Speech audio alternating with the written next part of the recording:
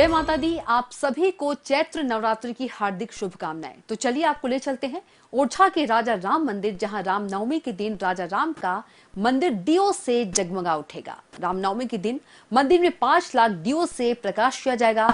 आज हम आपको बताएंगे राजा राम मंदिर के इतिहास के बारे में कि आखिर क्यों श्री राम भगवान और राजा दोनों के रूप में पूजे जाते हैं। तो चलिए हमारे साथ ओरछा के राजा राम मंदिर, जहां आपको दिखाते हैं रामनवमी की तैयारियों की झलक। ओरछा में रामनवमी में होगा भव्य दीपोत्सव। 5 लाख दीपों से जगमगाएगी राम राजा सरकार की नगरी। भक्त और भगवान के बीच राजा और प्रजा का संबंध है। राजा के रूप में राम राजा सरकार को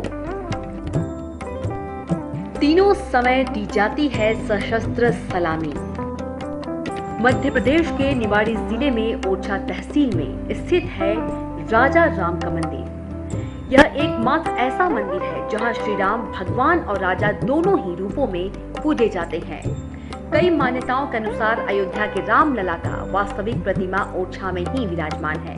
यही कारण है कि भले ही ओरछा का महत्व अयोध्या के समान न हो, लेकिन कम भी नहीं है। ओरछा में राजा रामचंद्र की स्थापना के पीछे प्रमुख कारण थी बुंदेल शासक मधुकर शाह की महारानी गणेश, जो अनन्य राम भक्त थी और अपने पति की चुनौती को स्वीकार करके भगवान राम को यहाँ लेकर आई थी। मंदिर के इतिहास की बात करें तो ओरछा में राजा रामचंद्र के मंदिर की स्थापना का इतिहास 2 भक्तों की ईश्वर भक्ति से जुड़ा हुआ है।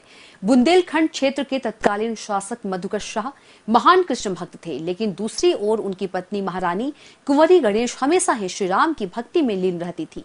दोनों के बीच अपने आराध्य को सर्वश्रेष्ठ साबित करने की होड़ लगी रहती थी। एक बार राजा ने महारानी से वृंदावन चलने के लिए कहा, लेकिन महारानी ने प्रस्ताव ठुकराते हुए अयोध्या जाने की जिद करने लगी। इस पर राजा ने व्यंग करते हुए कहा कि अगर महारानी राम की इतनी ही बड़ी भक्त हैं तो उन्हें अयोध्या से ओरछा लाकर दिखाएं। महारानी ने चुनौती स्वीकार कर ली और निकल पड़ी अयोध्या के लिए। ऐसा माना जाता है कि कुछ दिनों तक महारानी गणेश ने अयोध्या में भगवान राम की तपस्या की, लेकिन जब उन्हें भगवान राम का कोई संकेत नहीं प्राप्त हुआ तो उन्होंने सरयू नदी में छलांग लगा दी। नदी में छलांग लगाने के बाद उनकी गोद में भगवान श्री राम प्रकट हो गए। महारानी ने उनसे ओरछा चलने की प्रार्थना की। श्री राम इसके लिए तैयार हो गए, लेकिन उन्होंने शर्त रखी कि वो पुष्य नक्षत्र के दिन ही चलेंगे और जहां उन्हें विराजमान कर दिया जाएगा वहां से दोबारा उठेंगे नहीं। महारानी ने उनकी दोनों शर्तें मान ली।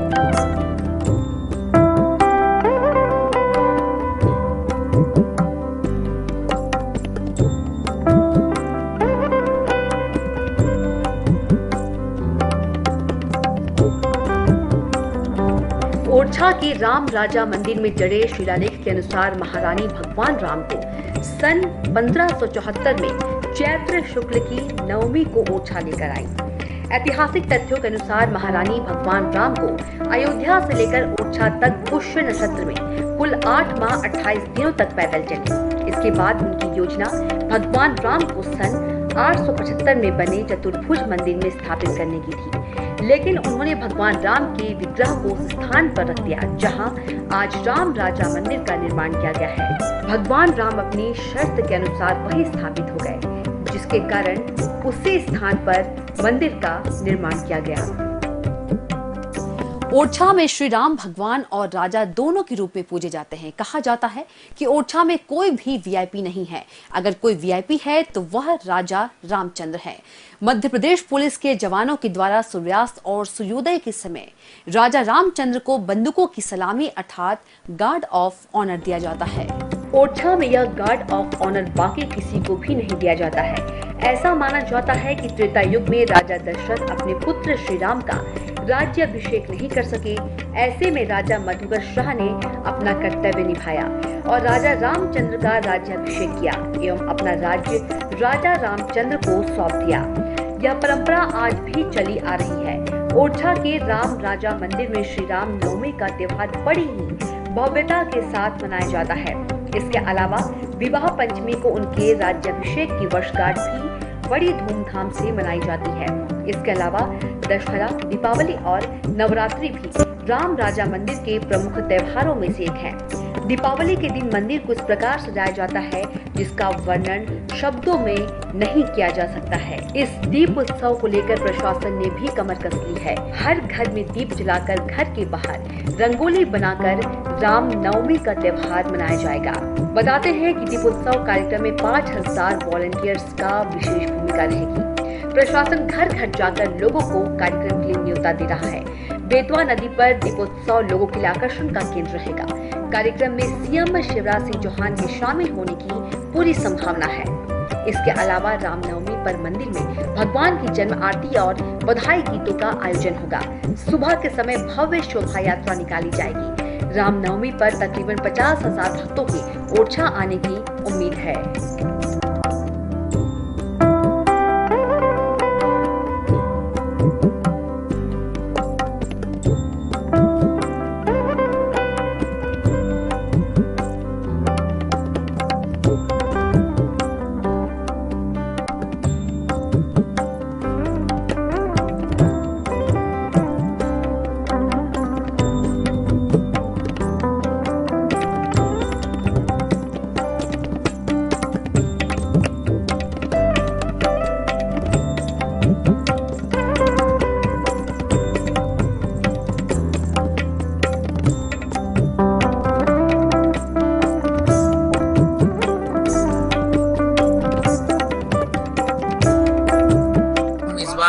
रामनवमी के दिन 10 अप्रैल को यहाँ लगभग 5 लाख दियों से भगवान के मंदिर को ज्योतिर्मय करेंगे।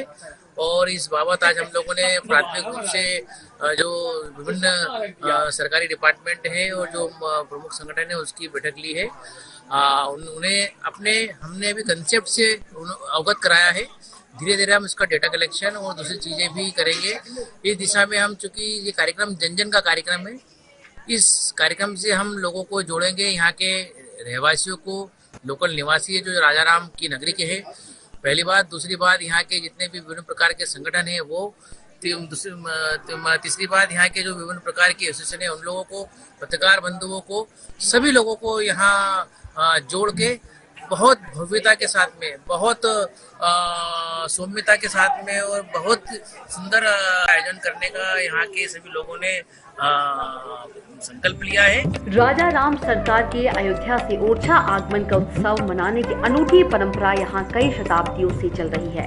उत्सव की यह परंपरा इसलिए क्योंकि 500 वर्ष पूर्व ओरछा की महारानी कुंवर गणेश अयोध्या से श्री राम के विग्रह को लेकर संत समाज के साथ पदयात्रा करते हुए नवमी पुष्य नक्षत्र में ओरछा पहुंची थी और रामलला को यहाँ राजा के रूप में प्रतिस्थापित किया था।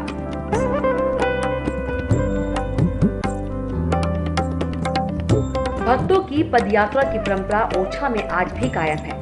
हर साल नवमी पुष्य नक्षत्र को एक भव्य शोभा यात्रा निकाली जाती है और लाखों श्रद्धालु पैदल चलकर राम राजा सरकार के दरबार में पहुंचते हैं। मान्यता है कि जब राम वनवास जा रहे थे तो उन्होंने अपनी एक बाल मूर्ति माँ कौशल्या को दी थी। माँ कौशल्या उसी को बाल भोग लगाया करती थी। जब राम अयोध्या लौटे तो कौशल्या ने वह मूर्ति सरयू नदी में विसर्जित कर दी। यही मूर्ति कुंवर गणेश को सरयू की मझधार में मिली थी। यह विश्व का अकेला ऐसा मंदिर है जहां राम की पूजा राजा के रूप में होती है। साथ ही यही एकमात्र मंदिर ऐसा है जहां राम और उनके भक्तों के बीच राजा और प्रजा जैसा संबंध है। शयन आरती के पश्चात हनुमान जी को सौंपी जाती है ज्योति। ओरछा में राजा राम तो अयोध्या में अपने बाल रूप में विराजमान है। जनश्रुति है कि श्री राम दिन में ओरछा तो रात्रि में अयोध्या विश्राम करते हैं। राम राजा के 2 निवास है। खास दिवस ओरछा रहते हैं। शयन अयोध्या वास। शयन आरती के पश्चात उनकी ज्योति हनुमान जी को सौंपी जाती है जो रात्रि विश्राम के लिए उन्हें अयोध्या ले जाते हैं। ओरछा के राम राजा मंदिर में श्री राम नवमी का त्योहार बड़ी ही भव्यता के साथ मनाया जाता है। इसके अलावा विवाह पंचमी को उनके राज्याभिषेक की वर्षगांठ भी बड़ी धूमधाम से मनाई जाती है। इसके अलावा दशहरा, दीपावली और नवरात्रि भी राम राजा मंदिर के प्रमुख त्योहारों में से एक है।